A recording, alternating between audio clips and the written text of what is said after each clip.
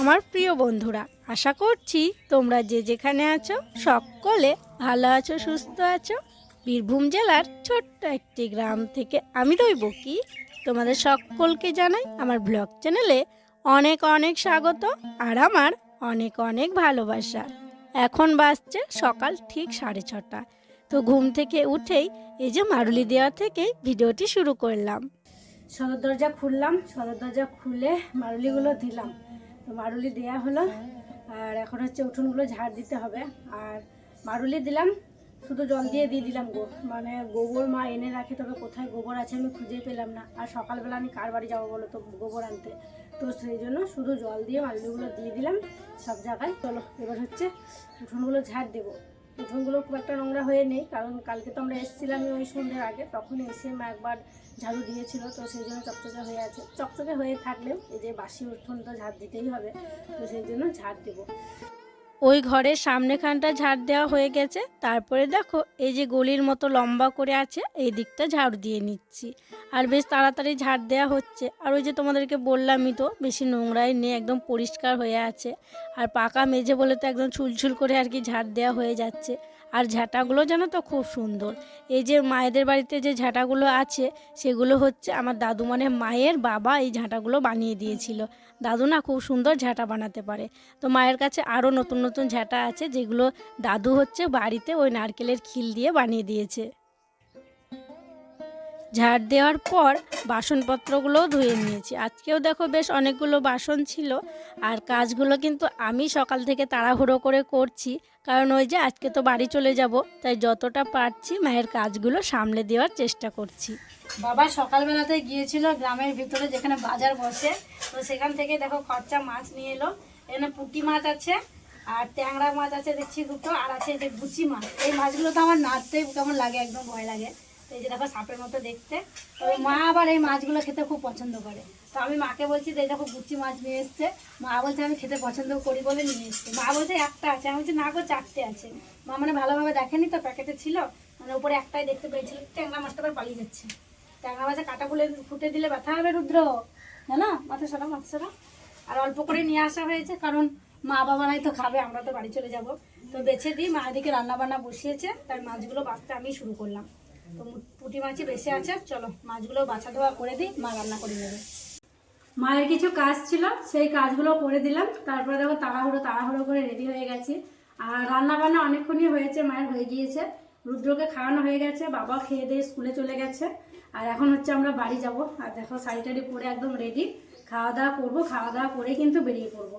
আর আজকে মা রান্না করেছিল, আলু সিদ্ধ করেছে, আলু ভাজা হয়েছে মুড়ি খাবার জন্য। কারণ রুদ্র বাবা বললো ভাত খাবে না, ও মুড়ি খাবে, ভাই মুড়ি খাবে, মা মুড়ি খাবে। আমি বলেছিলাম বাবার জন্য ভাত রান্না করবো, আমি ভাত খাবো। তো বাবার জন্য আলু পেঁপের তরকারি, আলু সিদ্ধ, মাছের ঝাল, আর সেই ছোটো মাছ বাছছিলাম, ছোটো মাছের এই যে টক করা হয়েছে। তো এই দিয়েই ভাত খাচ্ছি। তো চলো তাহলে তাড়াতাড়ি করে ভাতটা খেয়ে নিই, খাওয়া দাওয়া করেই কিন্তু বেরিয়ে পড়বো। আরও আগে বেরোনো উচিত ছিল, বলো? অনেকটা দেরি হয়ে গেল, অনেক দেরি হয়ে গেল।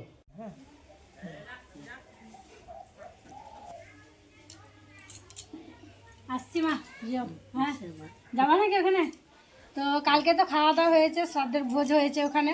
তো আজকেও বাসি ভোজ খাওয়ার জন্য নিমন্ত্রণ করেছে সবাইকেই। তো মা এখনো পর্যন্ত ডিসিশন নিতে পারছে না যে যাবো কি যাবো না। পাড়ার আর কি সব যাবে আর কি এখনো বলছে। তো যাই হোক, চলো আমরা তো বেরিয়ে যাই, মা যা করবে করবে আর কি, যাবে না যাবে চলো। দেখলে কেমন তাড়াহুড়ো করে মায়ের সাথে কথা বলতে বলতে আমাকে বেরোতে হলো। মানে যখনই আসি জানো তো শ্বশুরবাড়ি, তখনই আমাকে মায়ের কাছ থেকে সেই তাড়াহুড়ো করে আসতে হয়। এদিকে মায়ের সঙ্গে যে আসার সময় দুটো কথা বলবো, টোটো বাইরে চলে এসছে, দিয়ে টোটোতে সেই এসো এসো করছে। তো ভালোভাবে মায়ের সাথে কথা বলাই হলো না গো। তো যাই হোক, যখনই যাই মায়ের বাড়ি থেকে তখনই মনটা খারাপ করে। তো খাওয়া দাওয়া করে তো এসছিলাম, আমি তো ভাত খেয়েছিলাম। তো প্রথমে টোটো এসছিলাম, তারপরে বাস ধরেছিলাম। তো বাসে যেতে যেতে এত আমার ঘুম আসছিল, দেখো আমি পুরো ঘুমিয়েই গেছি। আর রুদ্র বসে বসে এদিক ওদিক দেখছে, আর রুদ্রর বাবা ভিডিওটা করেছিল। তো যাই হোক, চলো বাড়ি যাওয়া যাক।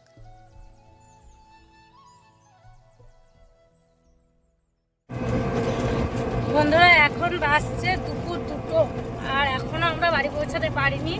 তো আমাদের আরও আগে বেরোনোর আর কি দরকার ছিল, তবে বেরোতে পারিনি। এটা ওটা করতে করতে অনেকটা দেরি হয়ে গেল। মায়ের ওদিকে কিছু কাজ সামলালাম, তারপরে আবার সঙ্গে সঙ্গে গাড়িও পাইনি। মানে যখন ভাবি যে একটু তাড়াতাড়ি তাড়াতাড়ি বাড়ি পৌঁছানোর আছে, একটু তাড়াতাড়ি বাড়িতে যাব। মানে 3-4 জায়গাতে পাল্টাতে হয়, সব জায়গাতেই লেট, মানে দেরিতে দেরিতে গাড়ি পাওয়াতে অনেকটাই দেরি হয়ে গেছে আমাদের আসতে, এখনও বাড়ি পৌঁছায়নি। বাড়িতে গিয়ে আবার আমাকে রান্না বান্না করতে হবে, যেন মানে চিন্তায় আমি শেষ হয়ে যাচ্ছি। মানে কী করবো ভেবে পাচ্ছি না, কখনো কী করবো বলো তো। বাবা আছে বাড়িতে, মা আছে, দিদি আবার বাড়িতে নেই আজকে, ভাগ্নিকে নিয়ে স্কুলে গেছে, সকালবেলাতেই গেছে, ওদের তো সকাল থেকে স্কুল, তো সকালেই গেছে, মানে আগে যে স্কুলে পড়তো সেই স্কুলে গেছে, দরকার আছে তো সেই জন্য গেছে। তো আসতেও নাকি পারবে না, ফোন করেছিলাম, দিদি বললো আমাদের যেতে ওই 3টে মতো বেজে যাবে। তো সেই কারণে না আরোই আমার চিন্তাটা হচ্ছে। তো যাই হোক চলো, ভাবছি মানে গাড়িতে বসে যাচ্ছি আর ভাবছি যে কখন বাড়ি পৌঁছাবো, বুঝছি দৌড়ে উড়ে যেতে পারলে ওটাই ভালো হবে। তো চলো বাড়িতে যাই, কিছু করার নেই, আজকে অনেক দেরিতেই রান্নাবান্না হবে, দেরিতেই খাওয়া দাওয়া করা হবে। চলো যাই, এখন যেতে পারলে বাড়ছি বাড়িতে।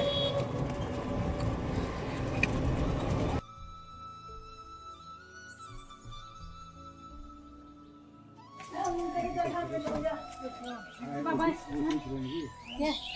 না ছিল, বাবা স্কুল গেল, মা সব যাবে যাবে করছিল, যাবে নেই বাসি বস থেকে, বৌদিগুলো সব বলছিল যাবো যাবে নেই, জানি মাকে বললাম যাবো তো যেও, বৌদিরা দিদি যায়, ফোন করছিল আবার যে এসো এসো বাসি বস খেতে হবে না, হ্যাঁ গড়া করে সন্ধ্যেবেলাতে দিচ্ছি কালকে। তোমাদেরকে বলছিলাম যে দিদি বাড়িতে নেই, দিদি গেছে স্কুলে, দিদির আসতে দেরি হবে। তো দিদি বলেছিল আমাকে আগেই যে দিদির আসতে দেরি হবে। তো এসে মানে বৃষ্টি রান্নাবান্না বসিয়েছিল, তো বৃষ্টি বসানোর পর দেখছি দিদি চলে এসছে, তারপরে দিদি আর কি রান্নাবান্না করতে আবার শুরু করেছে। আমার তো খুব চিন্তা হচ্ছিল, অনেক বেলা হয়ে গেলো, মানে আমি বলেছিলাম দিদিকে যে তোমার তো স্কুলে কাজ আছে, তুমি যেও, আমি সকাল সকাল চলে আসবো, দিয়ে এসে আমি রান্না বান্না করবো। আমি কথা দিয়ে দেখো, আমি কথা রাখতে পারিনি, আমি মানে যাওয়ার আগেই বলেছিলাম ঠিক আছে মঙ্গলবারের দিন সকাল বেলাতেই চলে আসবো বলেছিলাম, কিন্তু আমারই আসতে দেরি হয়ে গেল। তো যাই হোক, তোমার বৃষ্টি ছিল বলে, হ্যাঁ চাপিয়েছিল ছিল বলে অনেকটা ভাতটা হয়ে গেছে দেখো আমাদের আস্তে আস্তে, মানে বৃষ্টির জন্য আজকে তুমি পেলে অনেক বাঁচলে, আরো অনেক আরো দেরি হতো। তো চলো কাপড় টাপড় ছাড়ি এবার, আর রুদ্রসোনাকে স্নান করাবো, ওকে স্নান করাইনি, আমি করেছিলাম, ওর বাবা করেনি, তুমি করে নেবা। চলো দেখি ওকে তেল মাখিয়ে একটু স্নান করিয়ে দিই। বৃষ্টির জন্য অনেক বাঁচা বেঁচে গেলাম, মানে তাড়াতাড়ি একটু রান্না বান্নাটা হলো, ভাতটা বসিয়েছিল বলে, ভাত আর কি ফুলকপি আলু ভাজা করছিল নাকি, ভাত হয়েছে আর ফুলকপি আলু ভাজা করছিল, তারপরে ধুয়ে এসেছি। তোমাকে অনেক ধন্যবাদ রান্নাটা বানানোর জন্য। দে মেলা কেমন দেখলে বলো, ভালো মেলা কত জিনিস নিলাম, আমি এবার মেলা দেখতে পেলাম না, আমরা আসতাম যে দিদি বাড়িতে থাকতো না যেত, তাহলে আমরা ভাবছিলাম যে আমরা আসাম পথে ঘুরবো, যে দিদি ছিল না বলে আমরা চলে যেতাম। তো যাই হোক রান্না বান্না হয়ে গিয়েছে, আমি ভাবলাম তাহলে হাঁড়িটা আমি মেজে নিই, আর তরকারি হয়েছে, তরকারিটা কড়াইয়ে রাখা আছে, রাত্রে আরও কিছু তরকারি করতে হবে, তো সেই জন্য মানে কড়াইটা নিয়ে আসলাম না, তো কড়াইটা পরে মেজে নেব। তো হাঁড়িটা দেখো নিয়ে আসলাম, আর গ্যাসে রান্না করা হয়েছে তাই তাড়াতাড়ি কিন্তু হাঁড়িটা মাজাও হয়ে গেল। আর ওদিকে ছোটো বালতিটা ছিল, আরও কিছু বাসন ছিল, তো সেইগুলো মাজা ঘষা করে নিলাম। তো যাই হোক চলো এগুলো রেখে দিই, তারপরে সবাইকে খেতে দিয়ে দেবো।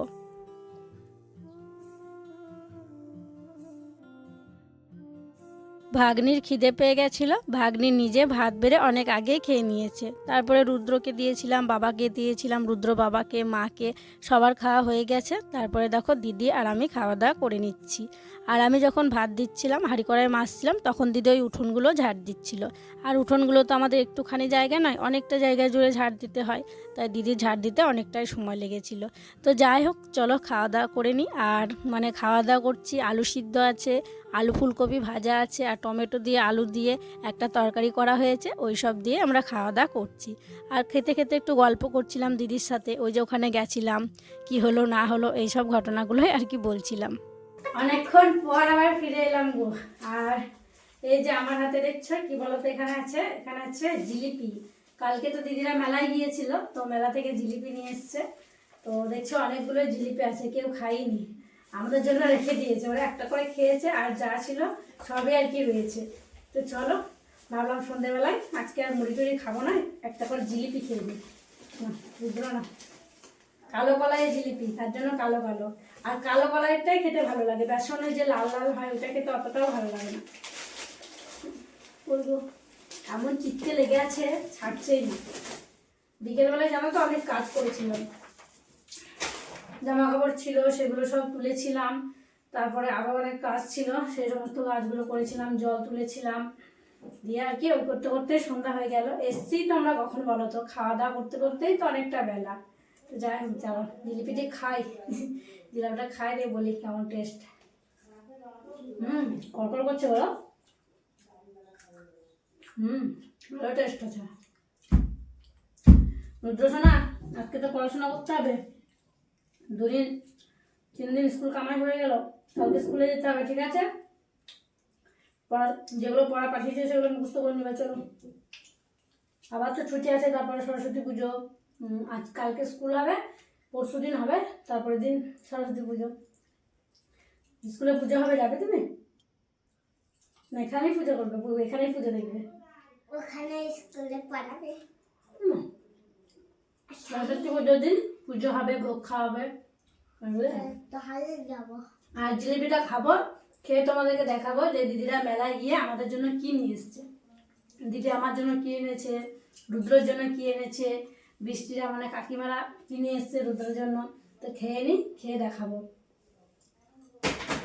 জিলিপি খাওয়া হলো, তারপরে ঘরে এলাম। এখন হচ্ছে রুদ্র সোনাকে পড়াবো।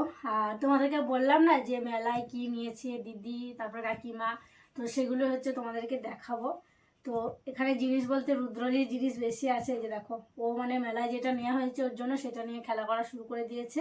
এটা হচ্ছে একটা ম্যাজিক বুক। দেখি বাবু এটা কেমন, কি লেখা আছে?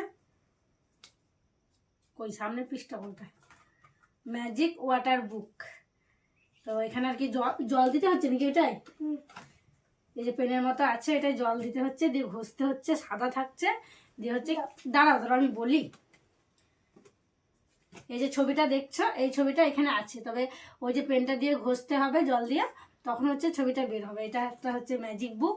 এটা রুদ্রের জন্য দিদি নিয়েছে, দিদি মানে ননদ।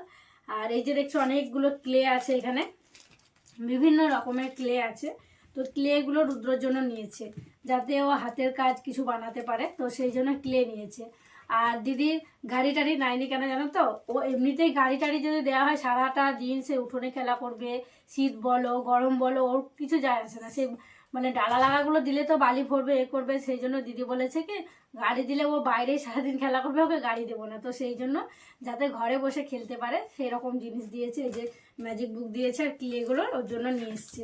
তো এটা দিয়ে কেটে কেটে অনেক কিছু আর কি বানাতে পারবে। এখনই ভাগ্নি আর ও বানাচ্ছিল কি সব, দিয়ে ভেঙে দিয়েছে। তো যাই হোক, আর এই যে গাড়িটা দেখছো, এই গাড়িটা নিয়েছে বৃষ্টিরা মানে কাকিমারা রুদ্রের জন্য এই গাড়িটা নিয়েছে। গাড়িটা দেখো অনেকটা কিন্তু বড়, মানে রুদ্র গাড়ি পছন্দ করে সেই জন্য ওরা সেইভাবে আর কি রুদ্রের জন্য গাড়ি নিয়েছে। এই যে এটা কি গাড়ি বাবু? কি গাড়ি এটা? জিপ। জিপ গাড়ি। এই জিপ গাড়িটা রুদ্রের জন্য নিয়েছে। আর এই যে আমার জন্য একটা ক্লিপ নিয়েছে।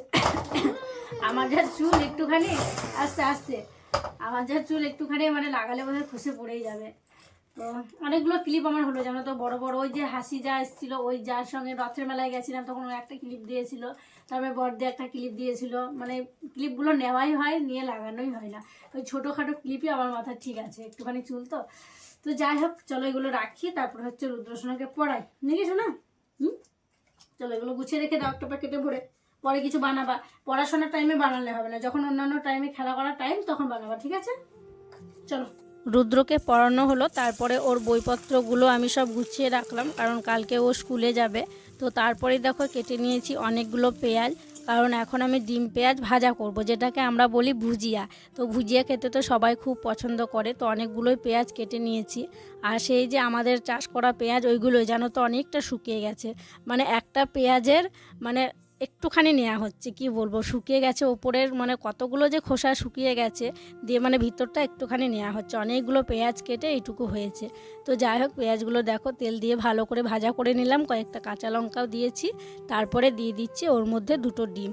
তো ডিমটা দিয়ে ভালোভাবে নাড়াচাড়া করে নেব। আর এখানে কোনো হলুদ দেব না, এখানে একটু লবণ দিয়েছি স্বাদ মতো। তো এবার নাড়াচাড়া করে নেব, ঝুরঝুরে হয়ে যাবে, তাহলেই কিন্তু রেডি হয়ে যাবে ডিমের ভুজিয়া। আর এই ভুজিয়া দিয়ে ভাত খেতে কিন্তু খুবই ভালো লাগে, ভাত বলো রুটি বলো। ভাগ্নি তো আজকে রুটি খাবে, কারণ ও রুটি দিয়ে খেতে এটা পছন্দ করে। আর ডিম দুটো এনে দিল কাকা, জানো তো, কারণ রুদ্র বাবা বাড়িতে নেই, ও গেছে মেলা দেখতে। তো আমার কপালে এবছর মেলা নেই, তো রুদ্র বাবা গেল কারণ ওই পাড়ার ছেলেগুলো গেল, তো তাই ও গিয়েছে। আসতে অনেকটাই রাত হবে বোধহয়। তো ও বলেছে তোমরা খাওয়া দাওয়া করে শুয়ে পড়ো, আমার জন্য ভাত বেড়ে রেখো। তোর জন্য ভাত বেড়ে রাখবো, তারপরে খাওয়া দাওয়া করে আমরা শুয়ে পড়বো। তো যাই হোক, চলো বন্ধুরা, তাহলে আজকের মতো এখানেই বিদায় নিচ্ছি গো। তোমরা সকলে ভালো থেকো, সুস্থ থেকো। আর যারা নতুন বন্ধু হয়ে আমার এই ভিডিওটি দেখছো, তাদের কাছে একটি অনুরোধ করব, আমার চ্যানেলটিকে সাবস্ক্রাইব করে আমার পাশে থেকো। আর যারা পুরনো বন্ধু হয়ে আমার পাশে আছো, তাদেরকে আমার অসংখ্য অসংখ্য ধন্যবাদ আর অনেক অনেক ভালোবাসা। দেখা হবে আবার পরবর্তী ব্লগে।